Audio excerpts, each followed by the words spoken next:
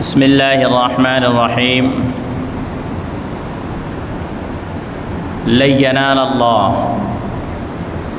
লুহুমুহা ওয়ালা দিমাউহা ওয়ালাকিন ইয়ানালুহুত তাকওয়া মিনকুম।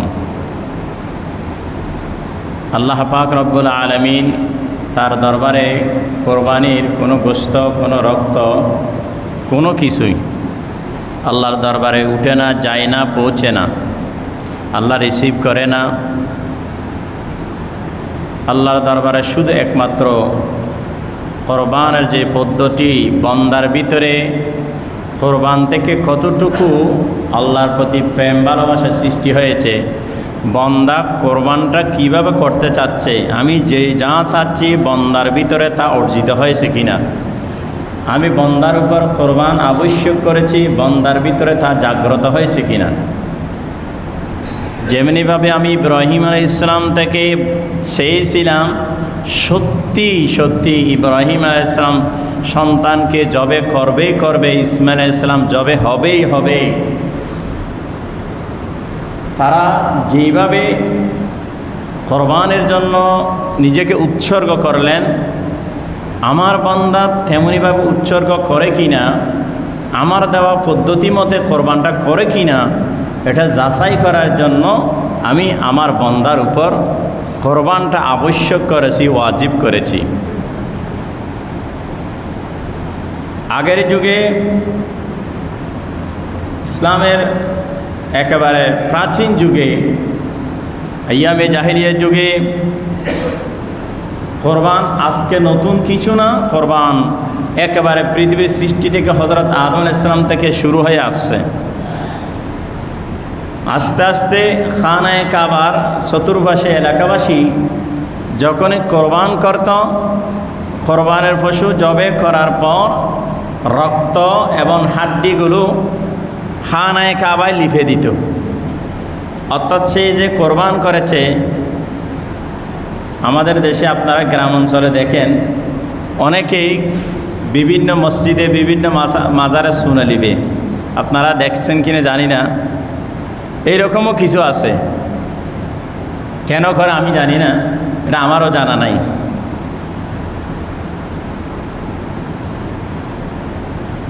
এর একটা ইতিহাসও আছে, সেদিকে যাব না।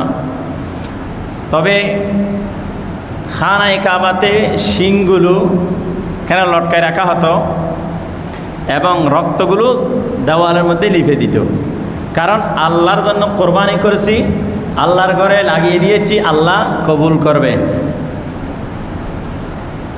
আল্লাহ পাক বলেন, lan ইয়ানালাল্লাহু লুহুমুহা ওয়ালা দিমাউহা ওয়ালাকিন ইয়ানালুহুত তাকওয়া মিনকুম। তাকওয়া মিনকুম, আমি তোমাদের ভিতরে অন্তর থেকে তাকওয়াটা চাই। এই রক্তগুলো আমি চাই না, আমি মাংস চাই না, গোশত চাই না। সেদিক দিয়ে যদি আমরা নিজেকে চিন্তা করি, কোরবান আমাদের বর্তমান সমাজে কোরবানটা কতটুকু কবুল হচ্ছে, এটা আমরা নিজে নিজে একটু বিবেচনা করব। কারণ কোরবান অনেক ত্যাগ, কোরবান মানে ত্যাগ। এই কোরবান করতে গিয়ে 3 লাখ, 4 লাখ, 5 লাখ, মিনিমাম 20,000-এর উপরে শুরু হয়ে গেছে। একটা ছাগল কিনলেও এখন 18, 19, 20,000, যার উপর 80,000 টাকা অকেজু একদম প্রয়োজনের অতিরিক্ত জমা, তার উপর কোরবান ওয়াজিব। একটা সারসংক্ষেপ বললাম। তাহলে 80,000 টাকা জমা আছে, সেখান থেকে তার 15 থেকে 20,000 টাকা কোরবান দিতে হচ্ছে। এটা অনেক বড় ত্যাগ, এটা সহজে কেউ মেনে নিতে চাইবে না। আমি কষ্ট করে 80,000 টাকা জমাইলাম, সেখান থেকে আমি কোরবান করে দিব, একটা মুরগি আনলে তো হয়ে যায়, আমি কেমনে দিব? এটা এখানে মহাপরীক্ষা। বন্দা কিভাবে আমার জন্য ত্যাগ দিতে পারে, একটু করে যদি চিন্তা করে, যেখানে হযরত ইব্রাহিম আলাইহিস সালাম নিজের কলিজার টুকরো সন্তান বললেই চলে,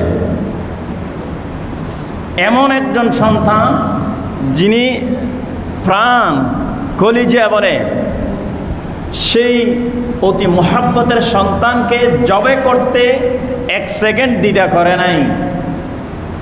0% মহাব্বত সব লেস করে দিয়েছে আল্লাহকে সন্তুষ্ট করার জন্য। আর সেখানে আমরা যদি এই ময়লা ধন সম্পদ, এগুলো কি ময়লা বলা হয়, এক ময়লাগুলো আমাদের কাছে যে আছে, আল্লাহ একটু পরীক্ষা করতে চায় এই ধন সম্পদ দিয়ে বন্দা আমার এই পরীক্ষা কতটুকু সফলতা অর্জন করতে পারে। এই জন্য আল্লাহর কাছে সাহায্য চাই। অনেক বড় পরীক্ষা, অনেক বড় পরীক্ষা। এমনি সহজ আমরা উড়িয়ে দিচ্ছি, কোরবান আসছে, এখানে কঠিন কিছু নাই। কিন্তু আল্লাহ কতটুকু, যদি আল্লাহ না করুক, আল্লাহ যদি এই আদম আলাইহিস সালামের সন্তানের মতন যদি কোরবানটা যদি যারটা কবুল হয়েছে এটা ফেলে চলে যেত, আর যারটা কবুল হয়েছে যদি আগুনে এসে খেয়ে জ্বালিয়ে ফেলতো, তাহলে আমাদের এখানে বাংলাদেশে আর বসবাস করার কোনো সুযোগ থাকতো না। মানুষ বলতো সেই তার কোরবান কবুল হয় নাই, খারাপ মানুষ, নিকৃষ্ট মানুষ, সমাজের মধ্যে সে ঘৃণিত হয়ে যেত। ওই সময় কি ইমাম সাহেবের কোরবানি কবুল হয়েছে নাকি মুক্তাদির কোরবান কবুল হয়েছে? এক মহা বিপদের মধ্যে। তখন তার ভিতরে কতটুকু তাকওয়া অর্জন, সে কোরবানের আগে থেকে রেডি হয়ে যেত। কিন্তু এটা আমাদের পেয়ারা রসুল সহজ করেছেন, আমার উম্মতকে আমি লজ্জিত করতে চাই না। তাই বিদায় এই কথা নয়, আল্লাহ রসুল আমাদের জন্য সহজ করেছেন, আসমানি আযাব বন্ধ করে দিয়েছেন, তাই আমরা পাপাচারে নেমে যাব, তাই না। আল্লাহ রসুল সেই অপরাধ কপালে উঠে যেত, সেই কপালে নাম উঠে যেত, সুর হলে সুর উঠে যেত। আল্লাহ রসুল উম্মতের সেই অপরাধ গোপন করে রাখার জন্য আল্লাহর দরবারে দরখাস্ত, তাই বিধায় আমরা চুরি ডাকাতি করব, তাই না। আল্লাহ রসুল সাল্লাল্লাহু আলাইহি সাল্লাম সেই বিধানটা অফ রেখে আল্লাহর কাছে দোয়া করলেন, আল্লাহ আমার উম্মতকে লজ্জিত করো না। সেই জন্য আমি আমার প্রাণ প্রিয় মুসল্লিবৃন্দকে আপনাদের কাছে অনুরোধ করব, কোরবান অত্যন্ত পবিত্র জিনিস।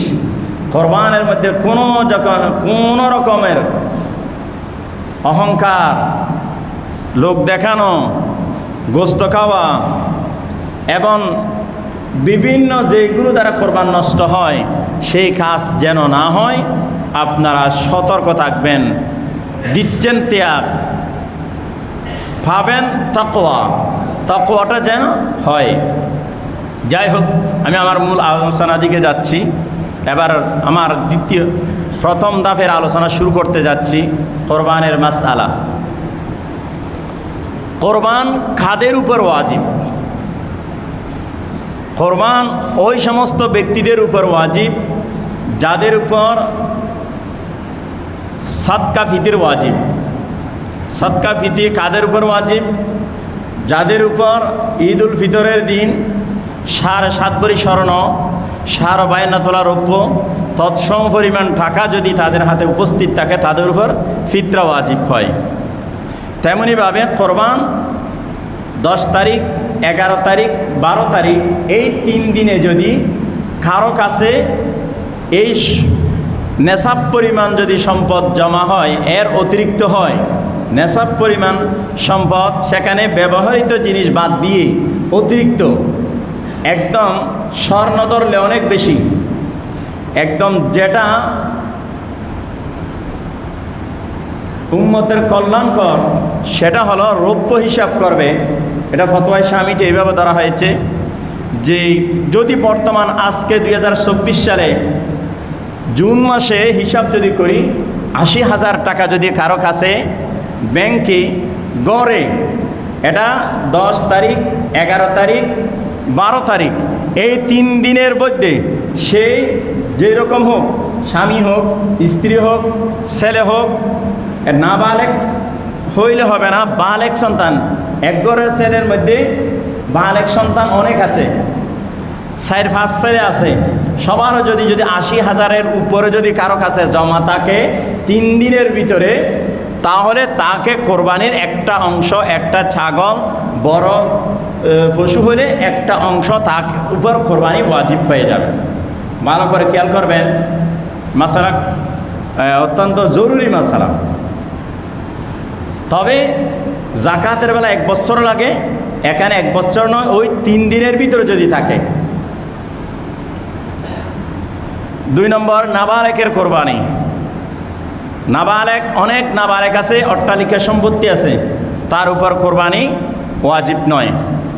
কোরবানি ওয়াজিব হওয়ার জন্য সুস্থ থাকবে এবং সুস্থ মস্তিষ্ক লাগবে, বালেক লাগবে এবং জ্ঞানবান অর্থাৎ পাগল হবে না এবং মুসলমান হইতে হবে। এই শর্তগুলো পাওয়া গেলে তার উপর কোরবানি ওয়াজিব।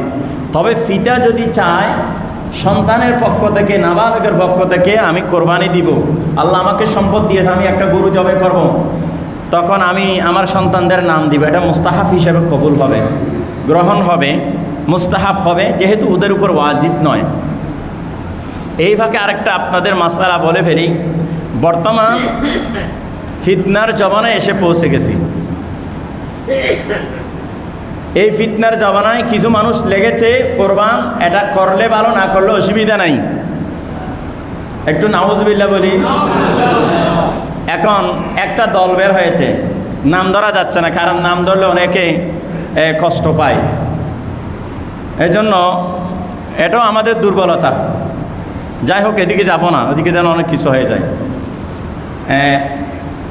কোরবান এক শ্রেণীর লোক এখানে উঠে পড়ে লেগেছে, এটা ওয়াজিব না, করলে ভালো, না করলে অসুবিধা নেই। কিন্তু রাসূল করিম সাল্লাল্লাহু আলাইহি সাল্লাম ইরশাদ করেছেন, যারা কোরবানি থাকা সত্ত্বেও কোরবানি করবে না তারা যেন ঈদগাহে না যায়। এর দ্বারা কি হচ্ছে, এবারে কি বুঝাচ্ছে আপনারা দিবেন ফতোয়া। যারা কোরবানি, যাদের উপর ওয়াজিব হয়েছে, সামর্থ্য আছে, তারা যদি কোরবানি না দেয় তাদেরকে বলা হয়েছে ঈদগাহে তোমরা যাইও না। আর বেশি কিছু বলছি না। রাসূল করিম সাল্লাল্লাহু আলাইহি সাল্লাম মদিনা শরীফে একেবারে 10 বছর লাগাতার কোরবানি করেছেন। একটা আমল রাসূল যে লাগাতার করেছেন, এর দ্বারা কি বুঝাচ্ছে, আবশ্যক বুঝাচ্ছে। এটা সেহসিত্তার কিতাবে, মুসলিম শরীফ, ইবনে মাজাহ শরীফ সহ একবার অসংখ্য হাদিসের মধ্যে প্রমাণিত। তারপরেও যারা ফিতনা ছড়ায়, আমরা দোয়া করব আল্লাহ তাদের ফিতনা থেকে, তারা হেদায়েত হবে না, তাদেরকে আল্লাহ মোহর মেরে দিয়েছেন। তবে উম্মাকে যেন আল্লাহ তাআলা হেফাজত করে, আমরা দোয়া করব, আল্লাহ কবুল করুন, আমিন। এবার এরপরে মাসালা মুসাফির। মুসাফিরের উপর কোরবানির বিধান। যদি কেউ কোরবানির 3 দিনের মধ্যে হঠাৎ করে সে ঢাকা যেতে হচ্ছে, তার উপর কোরবানি ওয়াজিব নয়। অথবা ঢাকা থেকে 1 দিন পরে চলে আসছেন, কোরবানির 10 তারিখ, 11 তারিখ, 12 তারিখের ভিতরে আবার চলে আসছেন, 3 দিনের ভিতরে যদি আপনি আবার মুকিম হয়ে যান স্থায়ী, তখন আপনার উপর কোরবানি ওয়াজিব। যদি আপনি ওখানে সফরে গেছেন 3-4-5 দিন, 15 দিনের কম থাকার নিয়তে আপনি সফরে গেছেন, উত্তরবঙ্গে গেছেন, দক্ষিণবঙ্গে, পূর্ব, যেখানে যান না কেন, যদি আপনি 48 মাইল 78 কিলোমিটার, কেউ বলে 72, বিশুদ্ধ মত হলো 78 কিলোমিটার, 48 মাইলকে কিলোমিটারে রূপান্তর করলে যত হয়, আপনার ঘর থেকে যখন আপনি মুসাফির হয়ে যাবেন, তখন আপনার উপর কোরবানির বিধানটা রহিত হয়ে যায়, আপনার উপর ওয়াজিব নয়। যেমনিভাবে হাজিরা যায়, হাজির অনেকগুলো মাসালা, আমাদের বর্তমান হাজিদের অনেকগুলো ভুল হচ্ছে, আজকে সেই বিষয় এখানে টেনে আনতে পারতেছি না। বর্তমান হাজিরা যে এতগুলো ভুল করতেছে, সেদিন সেটা অন্যদিন আলোচনা করব। তাহলে যদি ভিতরে সরে আছে, আবার গিয়ে যদি বাইরে গিয়ে আবার সরে আসে কোরবানির ভিতরে, সময়ের ভিতরে, তাহলে তার উপর কোরবানি ওয়াজিব। আর যদি না আসে তাহলে ওয়াজিব। আর যদি কেউ আগে কিনে ফেলেছেন, সে সফরে গেছে, ঘরকে ওসিয়ত করে গেছে, তাহলে এটা তার ইচ্ছাধীন বিষয়, ভালো। এরপরে 5 নম্বর মাসালা, দরিদ্র ব্যক্তির কোরবান। আমাদের দেশে কিছু দরিদ্র ব্যক্তি আছে যাদের টাকা পয়সা নাই, কিন্তু এখন সব দিক দিয়ে যখন কোরবানি চলতেছে, বলে আমার ছেলে মেয়েরা কী খাবে। দেখেন, আমি এই কথা নিজ থেকে বলছি না, যদি সবাই মনে মনে করবে ঠিক হুজুরে ঠিকই বলছে, মনের ভিতরে সবাই বলবে, কারণ বর্তমান পরিস্থিতি কোরবানটা কী জিনিস, আল্লাহ কী চাচ্ছে, বন্দা কী চাচ্ছে। অনেক ছেলে মেয়ে, অনেক মা বাবা বলে কর্জ নিয়ে ধার নিয়ে কোরবানি করে। ছেলে মেয়ে কী খাবে, সবাই আমার ছেলে মেয়ে কী বলবে, আল্লাহ কী চায় এটা চায় না। এটাই হলো বন্দার ঈমানের দুর্বলতা। দরিদ্র ব্যক্তির উপর কোরবানি ওয়াজিব নয়, তবে সে যদি পশু ক্রয় করে ফেলে এটা তার উপর দেওয়া ওয়াজিব। আর আরেকটা মাসালা, যদি নির্দিষ্ট পশু ক্রয় করার পরে এটা যদি হারিয়ে যায়, এটা একটা মাসালা আছে, অথবা সেই কোরবানের সময়ের ভিতরে আরেকটা মাসালা, এর আগে একটা, কোরবানের এমন একটা সময় আসছেন 10 তারিখ, 11 তারিখ, 12 তারিখ, হঠাৎ করে তার ফ্যামিলির মধ্যে এমন একটা বিপদ আসছে, কারো ডেলিভারি, কারো স্ট্রোক করছে বা অপারেশনের জন্য দৌড়াদৌড়ি, এরকম হয় না, অনেক সময় হয়। এখন সে কোরবানি করতে পারে নাই,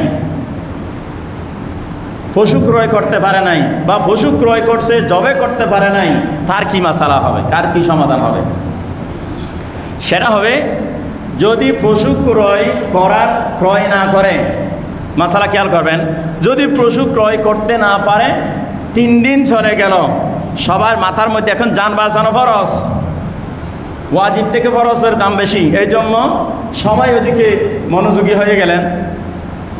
এর শেষ পর্যন্ত যদি করতে না পারেন, তাহলে একটা ছাগল, মোটা তাজা একটা ছাগলের মূল্য সদকা করে দিবেন। যদি পশু ক্রয় করতে না পারেন, আপনাদের উপর ওয়াজিব ছিল, পরিবারের কোনো দুর্ঘটনার কারণে করতে পারেন নাই, একটা মোটা তাজা ছাগল এর মূল্য সদকা করে দিবেন। আর যদি পশু ক্রয় করেছেন, পশু ক্রয় করে জবে করতে পারেন নাই, তাহলে কি করবেন, সেই পশুটাই পুরোটাই সদকা করে দিবেন। এখানে জবে করা যাবে না, ভালো করে খেয়াল করবেন। 3 দিন চলে গেল, জবে করতে পারে নাই, তাহলে পুরো পশুটা জবে করবেন না, পুরোটাই সদকা করে দিবেন। যদি কেউ জবে করে দেয় কি অবস্থা হবে, সেখানে আরেকটা মাসালা, যদি কেউ জবে করে গোস্তগুলো মাপতে হবে, মাপিয়ে দেখতে একটা বাজার দর অনুযায়ী হিসাব করতে হবে।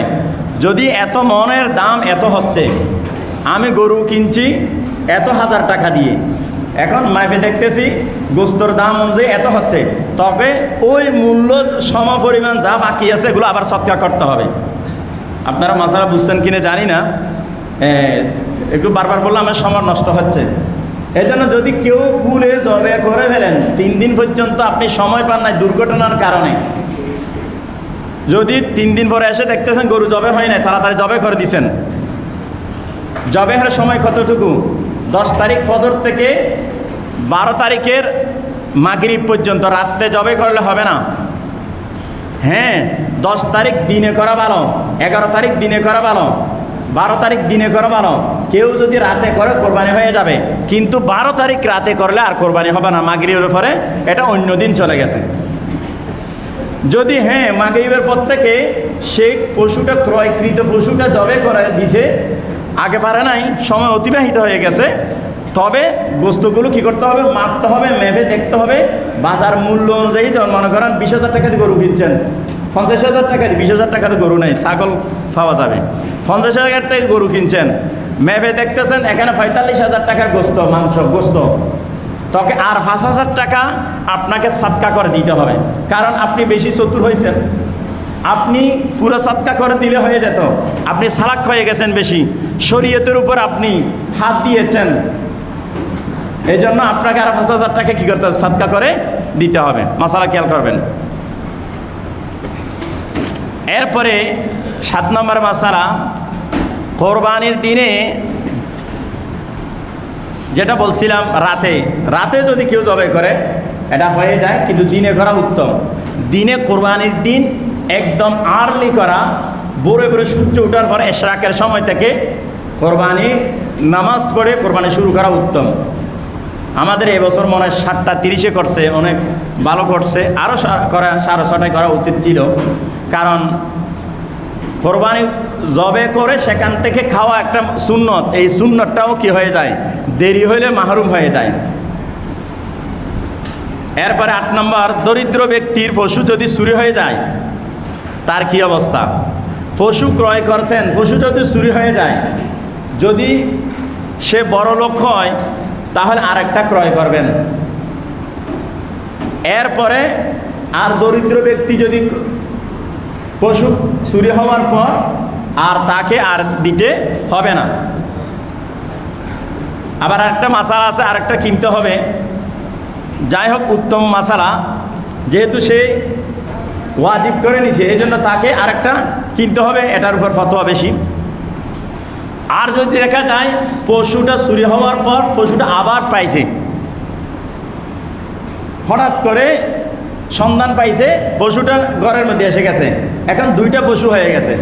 যদি বড় লোক হয় একটা রেখে দিতে পারবে, যেটা বড় একদম স্বাস্থ্যবান, সেই গরুটা জবে করবে কোরবানের জন্য। আর চাইলে দুটোটাও দিতে পারবে, এটা তার ইচ্ছা দিন। আর গরিব করে তাকে দুটোটাই জবে করতে হবে। তো গরিবের উপর জুলুম কেন? না, গরিবের উপর জুলুম না, এটা হলো গরিবের উপর ইসলামের বিধান ছাপিয়ে দেয় নাই, সেই নিজ থেকে চালাকি করে এটা ছাপিয়ে নিছে, এটাকে বলা হয় মান্নত করে নিছে। মান্নতের কোরবানি ওয়াজিব, কেউ যদি মান্নত করে আদায় করে কি ওয়াজিব, এটা মান্নতের হুকুমে পড়ে যায়। আল্লাহ তাকে সহজ করে দিয়েছে, তোমার উপর কোরবানি ওয়াজিব নয়। সেই স্বইচ্ছায় মানুষ থেকে লোন নিয়ে এদিক নিয়ে সে যখন ক্রয় করছে, এবার চুরি হয়ে গেছে, ওটাও পাওয়া গেছে, আর একটা কিনছে, যখন সে দোনোটা পেয়ে গেছে, দোনোটাই তাকে দিতে হবে। এরপরে 9 নম্বর, ওট, দুম্বা, গরু, মহিষ, ছাগল এগুলোর ব্যাপারে বয়স, ওট 5 বছরে লাগবে। হুজুর 5 বছর কিভাবে চিনব? গরুর জন্মসনদ আসেনি, এখন জন্মসনদটা কেউ নাই।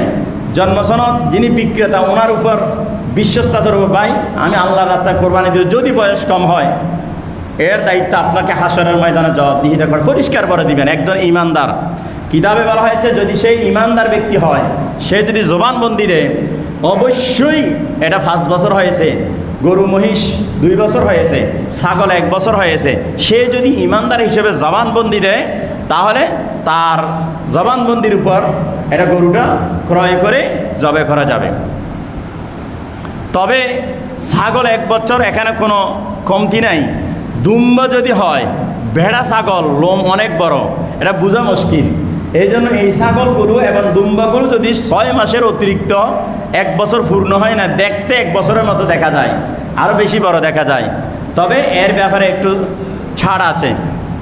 ছাড়টা হলো সে চাইলে কি করতে পারবে, এই 6 মাসের অতিরিক্ত 1 বছরের কম হলেও সে দিতে পারে।